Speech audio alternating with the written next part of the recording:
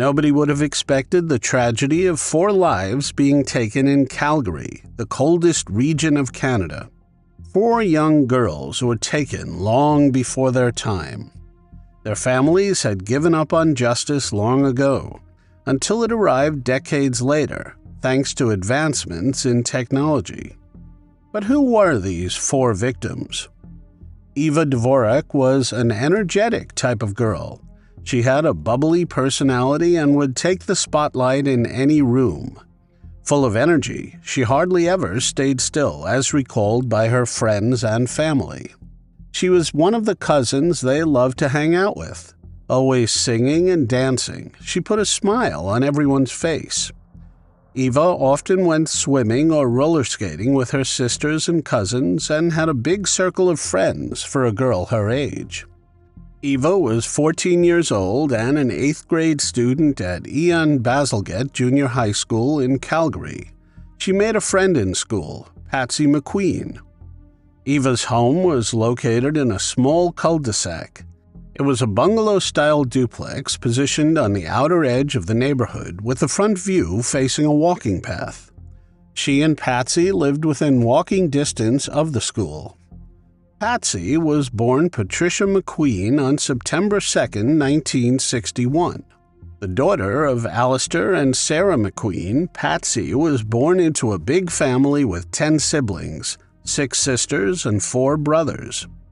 Patsy loved baseball, and like any teen, was into music and dancing.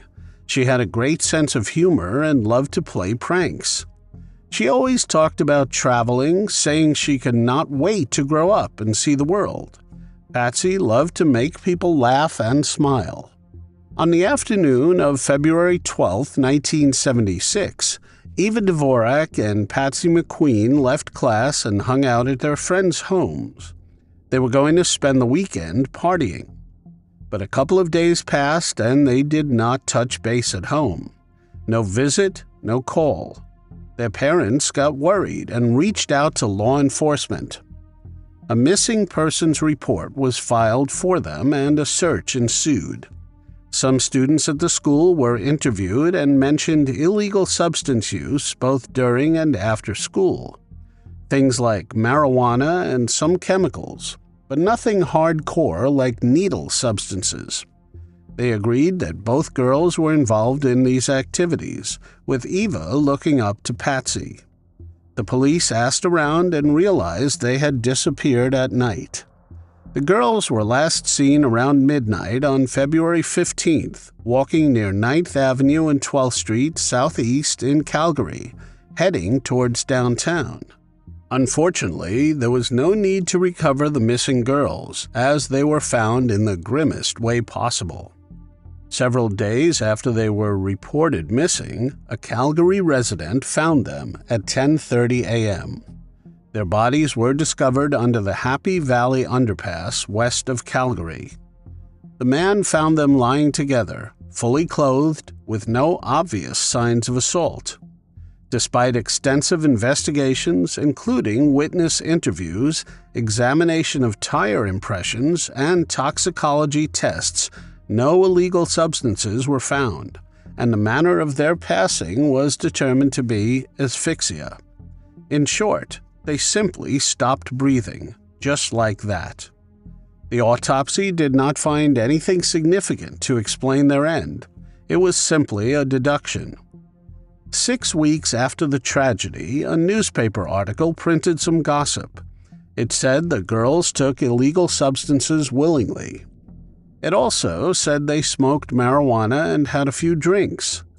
It painted them in a strange light, alleging that the girls had been asked to leave school on Friday noon because they had alcohol on their breath. The article further explained that the girls hopped parties, going to new parties all weekend long, staying with friends, drinking, and doping. A neighbor saw the teens on 9th Avenue and stopped to offer them a ride, which they refused. It almost made it sound like it was their fault as to what happened to them. Whatever the case was, they were minors and incapable of making decisions. Melissa Rehorek, 20, moved to Calgary from Windsor and lived at a downtown YMCA while working as a housekeeper at a nearby hotel. Her friends and family describe her as an adventurous and hard-working person. She was a positive girl who trusted people a little too easily, the sort of person to see good in everyone. Since she loved hiking and traveling, she once traveled to Banff to be close to nature and explore Canada a little. Enjoying the outdoors, she told friends she planned to hitchhike west for a weekend in the mountains. Melissa left on the evening of September 15, 1976. As her roommate said goodbye, she had no idea this was the last time she would see Melissa. It was normal for her to go hitchhiking out of the city during her days off. Clad in a blue denim jacket and denim skirt, she wore a red blouse and around 8:30 p.m. was off to get a ride. A Calgary transit driver possibly dropped her off near Highway 1 in the Bowness area. Bowness is a neighborhood in northwest Calgary. It is a laid-back suburban area close to some great natural spots. It is right by the Bow River and touches Bowness Park, which is perfect for picnicking, boating, and even ice skating in the winter. There is a mix of homes, local shops, and community spots. Plus, it is very convenient for getting onto Highway 1, the Trans-Canada Highway, to head west toward the mountains. The very next day, a hiker came across something unusual about 22 kilometers west of Calgary. At 10:50 a.m., he realized it was a body. Police identified her as Melissa Ann Rehorek. She was discovered in a ditch off a remote gravel road. Evidence suggested a struggle, and an autopsy revealed she passed of asphyxia and had suffered a blow to the head. Investigators found long black hair strands in her hand, which were not hers. Despite hair analysis, no suspect was identified. It seems Melissa may have encountered her assailant while hitchhiking. The struggle and evidence of strangulation indicate a violent attack, possibly by someone with long black hair, who remained unidentified for nearly half a century. Many years after her body was recovered, police tried to analyze the DNA from that hair in the 90s. Unfortunately, they were not able to identify it at the time, as there was no particular national database available. Being alone in a city can be dangerous, as we talk about Barbara Maclean's tragic story. 19-year-old Barbara had recently moved to Calgary from Nova Scotia in 1977. She left the town of Inverness, Nova Scotia, for a few reasons, the biggest one being that a former mining town was no place for a high school graduate, as it did not have many opportunities. Barbara was a smart girl and wanted to build a life for herself. She had been in Calgary for about 6 months. She lived with her brothers, Bobby and Jim, and started out working at a restaurant and later a bank. According to her father, Barbara was homesick and had plans to go home for a 2-week visit in early March. She might even go back to college, she told her parents, but sadly that was never meant to be. On February 25th, she was out with friends at a cabaret in the Highlander Bar. She had argued with her boyfriend and decided to hitchhike home. She was last seen walking alone from the hotel in the early hours the following morning. About 6 hours later, her body was found by a dog walker near 6th Street and 80th Avenue northeast of Calgary. Evidence showed that Barbara had fought back against her assailant. Blood was found on her left hand and foreign hair strands were discovered on her body, which had multiple marks and bruises. She had been strangled. In the months after his daughter was strangled, Dr. Jim Maclean predicted that the case would be solved.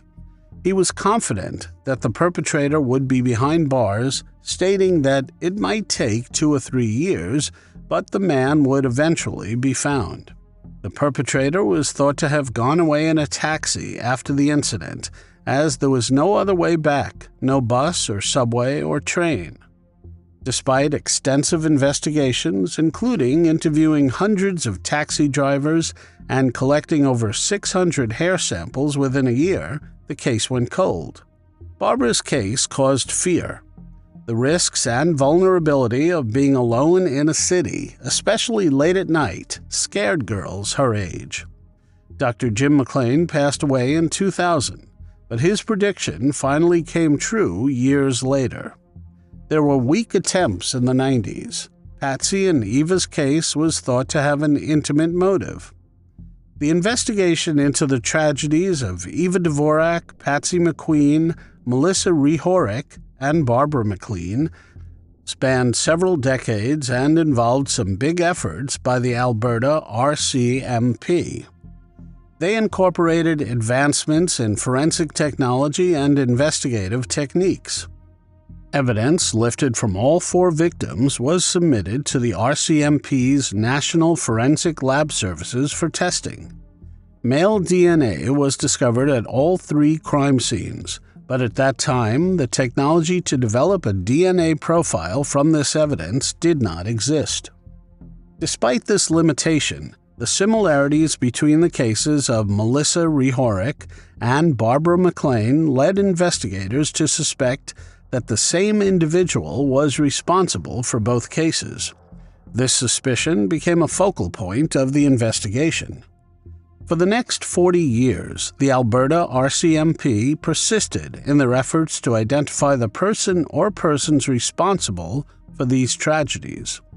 The cases were never closed, and investigators continually reassessed the files as new information became available. Forensic technology advanced, and police techniques evolved. A breakthrough occurred in 2003 with the advent of enhanced DNA analysis. Utilizing these new techniques, police were able to confirm that the same suspect was linked to both Melissa Rehorek and Barbara Maclean's cases through DNA evidence. However, when the suspect's DNA was compared against the National DNA Databank, there was no match. The profile was uploaded into the databank, but it went without a hit for over 20 years. The internet was in its initial phases back then. Cloud storage would come up much later. In May of 2024, they finally unmasked the assailant. After a lot of effort, the RCMP, using information obtained through investigative genetic genealogy, initiated a cross-border investigation into Gary Allen Sreri, a United States citizen born in 1942. He lived the life of a transient, changing his appearance and living on aliases to disguise his identity. His criminal record dates back to 1966, relating to intimate crimes against women. Gary Allen Sreri, a man with a history of assault-related offenses, fled to Canada in 1974 after posting bail for an assault charge in California. In Calgary during 1976 and 1977, he lived under aliases such as Willie Blackman and Rex Long, maintaining a transient lifestyle and working occasionally as a cook. Sreri frequently changed his appearance, homes, and cars to evade detection.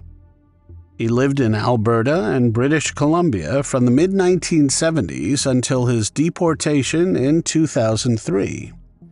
His ability to adapt and blend into new environments allowed him to continue his criminal endeavors as he escaped his notorious past. He was in jail serving a sentence in Idaho for intimate assault in 2011 when he passed away of natural causes. Police were then able to deduce what might have happened. They knew Sreri was a predator and stalked his victims in his car. He would mark young girls hitchhiking on the road, usually younger ones like teens. He would satisfy his desires and dispose of them on the road. Sreri was known to be charismatic. In his 30s, when the assaults happened, it is possible that he developed trust, that he approached young girls as a kind stranger and then revealed his true face. DNA evidence confirmed him to be the common profile between Eva Violet Dvorak, Patricia McQueen, Melissa Rehorek, and Barbara Maclean. RCMP has reason to believe these 4 girls were not his only victims. His name never appeared throughout investigations. 48 years for justice is a long time. Nearly half a century after the first investigations began, RCMP was able to uncover the truth for the surviving loved ones of the victims. While the unmasking of Gary Allen Sreri cannot undo the pain and loss experienced by the victims' families, it does provide a sense of closure and underscores the vital role of modern technology in solving cold cases.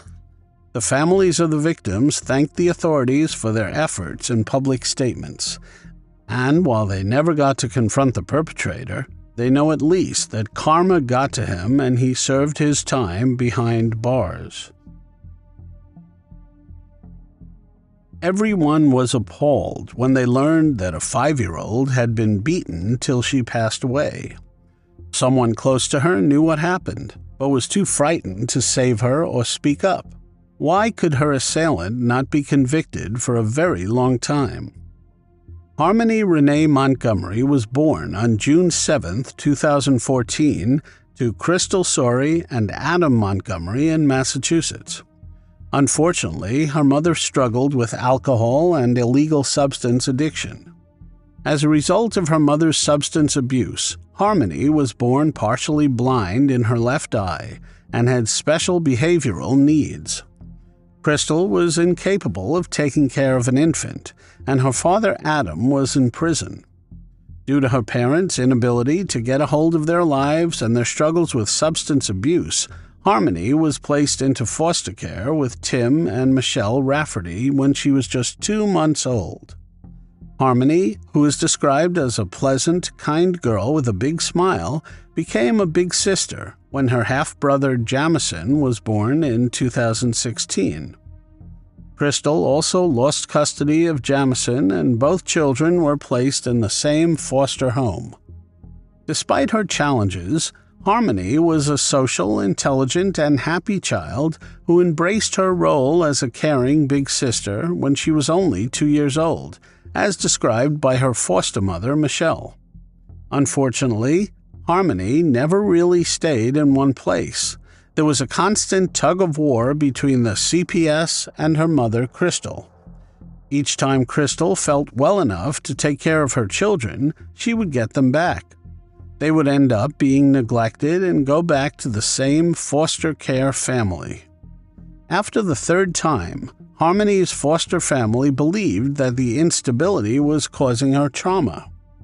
Her behavioral issues worsened each time she was removed from her placement.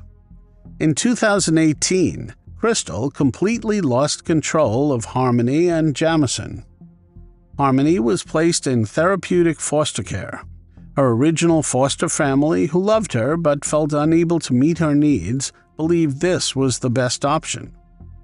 Crystal and child welfare authorities wanted Harmony to remain in foster care, but in February 2019, a judge granted custody to her father, Adam Montgomery. Adam had only been incarcerated during Harmony's first year and lived in New Hampshire afterward. He got married to Kayla and they had children together. Adam and Harmony had seen each other irregularly, with Harmony having approximately 20 hours of supervised visits with Adam over 4 years. During these visits, Adam was attentive but sometimes had unrealistic expectations of her behavior, considering her age, visual disability, and special education needs. Both the CPS representative and Crystal felt he did not truly understand how to deal with her. Later, Blair Miller and Jonathan Bobbitt Miller adopted Jamison.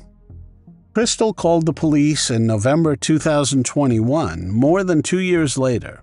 She told them that she had last seen her daughter on a video call in April 2019, and that Adam had been blocking her attempts to communicate with Harmony.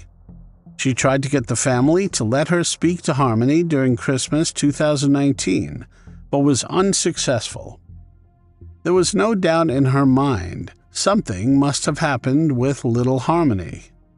The detectives noted that on November 27, 2019, Adam and Kayla Montgomery, along with their 2 children and Harmony, were evicted from 77 Guilford Street in Manchester, New Hampshire. In an attempt to locate the missing child, police had to carefully approach the homeless family. Adam informed the police that Harmony has been staying with Crystal again since the end of November 2019. Kayla Montgomery was then arrested in January 2022 by Manchester police on charges of welfare fraud, accused of accepting $1,500 in food stamp benefits for Harmony. It was wrong to take food stamps in her name when she was staying with her mother. On April 4, 2022, authorities had the opportunity to arrest Adam on several charges relating to theft and possession of stolen items. He was accused of stealing a rifle and a shotgun, as well as receiving or retaining these stolen items. Additionally, Adam faced charges of being a felon in possession of the rifle and shotgun, as well as being an armed career criminal due to his previous felonies. The alleged thefts took place between September 29th and October 3rd, 2019, in Manchester. Harmony's uncle, Kevin Montgomery, contacted the police department and reported seeing Harmony with a black eye during the summer of 2019, and that he questioned Adam about it. Adam admitted he had bashed her around the apartment after finding her trying to stop her baby half-brother from crying by covering his mouth. Kevin did not believe this for a second. Harmony was very kind to her baby brother, and she was not capable of harming him. Even if she would have done that, it was dangerous to give a minor a black eye. Kevin also witnessed other abusive behaviors by Adam, such as forcing Harmony to stand in a corner for 4 hours and making her scrub the toilet with her toothbrush. Concerned for Harmony's safety, the family reported to New Hampshire's Division of Children, Youth and Families, DCYF. Despite the urgency and severity of these reports, DCYF failed to take any action.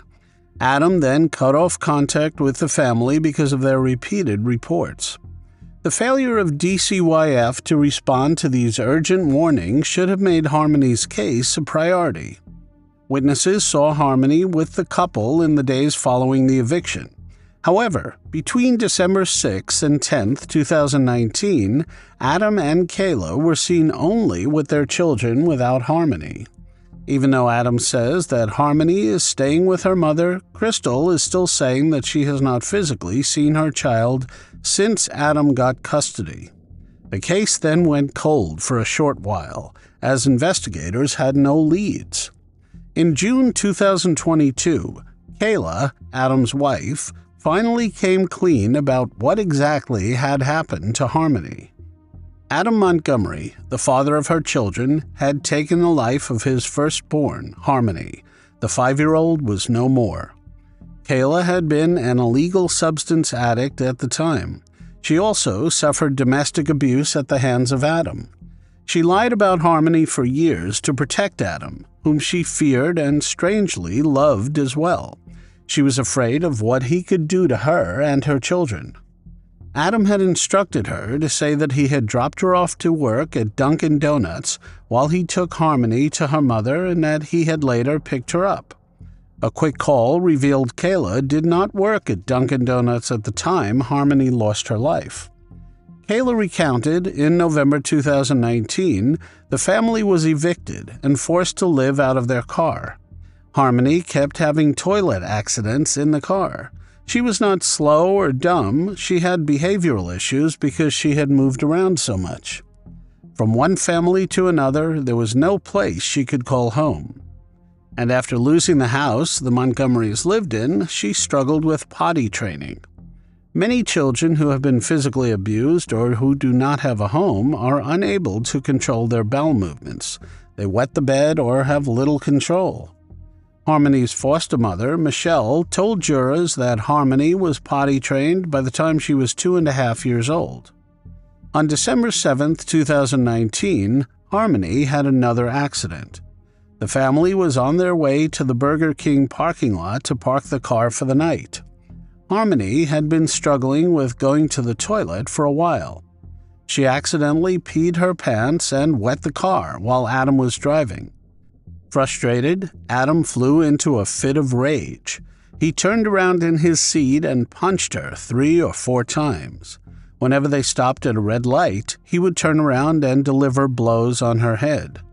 They stopped at least 2 red lights. Harmony moaned for about 5 minutes before the noises stopped. The couple thought nothing of it and welcomed the silence at first, but Kayla knew something was very wrong. Adam later said to her, "I think I hurt her this time. I think I did something."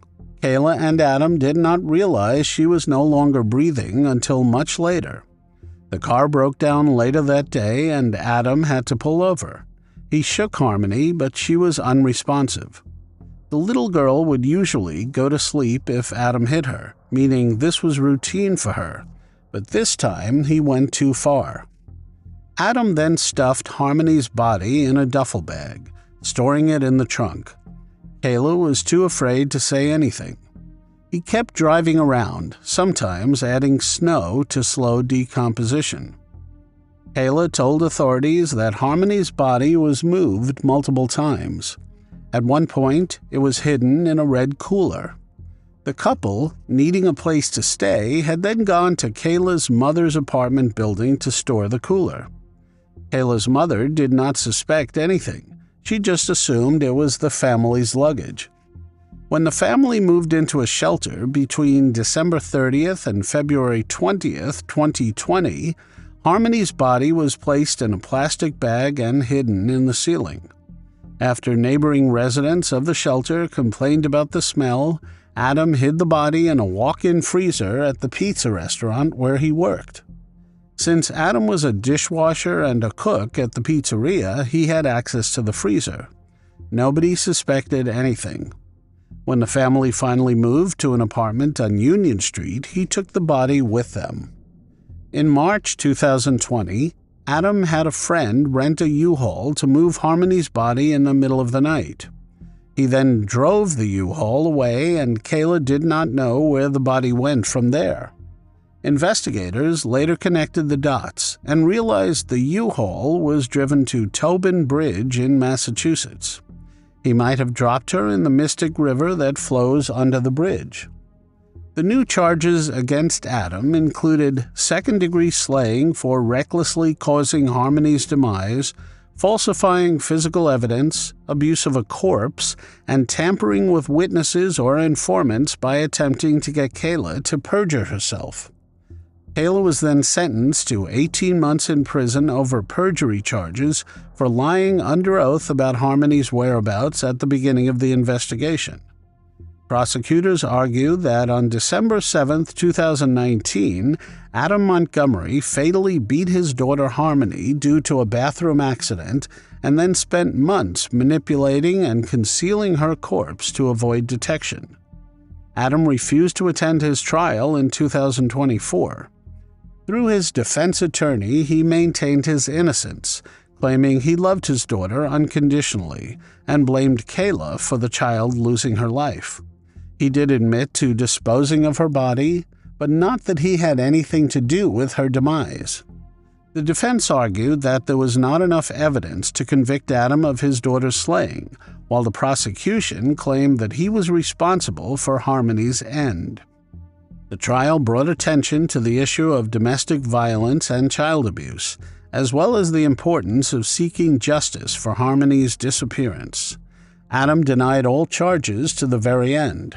Kayla, meanwhile, became a state witness who testified against her now ex-husband Adam, who she said was physically and emotionally abusive during their marriage. When he did show up in court, he was given a chance to reveal where Harmony's body was.